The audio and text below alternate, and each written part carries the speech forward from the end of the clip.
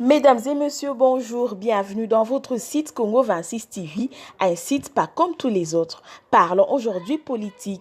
Toujours dans cette période électorale, nous avons découvert une lettre transmise à la Cour constitutionnelle depuis le 31 août dernier par le candidat Théodore Ngoy Ilunga Wantinga sur l'affaire Bemba par rapport à la décision d'irrécevabilité de la candidature de l'ancien vice-président par la CENI. En rappelant que sa candidature a été déclarée recevable, Théodore Ngoy s'est amoureux du droit et de la justice en sa qualité de docteur en droit et de pasteur, a voulu démontrer à cette cour que la CENI s'est trompée pour les cas de Bemba. Voici les contenus de la dite lettre. Kinshasa, le 31 août 2018, à Monsieur le Président de la Cour constitutionnelle à Kinshasa, Gombe.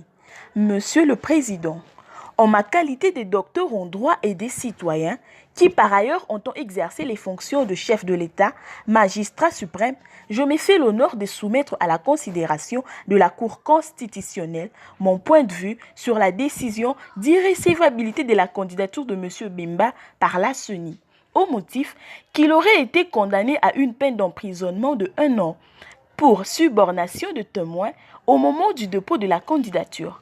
Cependant, au moment du dépôt de la candidature de M. Bemba, la peine sudite était déjà annulée en appel. Par ailleurs, en vertu des principes de la légalité des infractions et de peine de son corollaire, savoir celui de l'interprétation restrictive de la norme pénale, la subornation de témoins n'est pas la corruption. Elle n'est pas non plus une forme de corruption.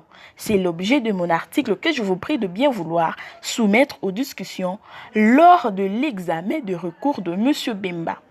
Dans cette espérance, je vous prie de croire, Monsieur le Président, à l'expression de ma considération distinguée. Signé Théodore Ngoy, pasteur. Signalons que cette lettre n'a pas été considérée, l'on ne sait pas pourquoi.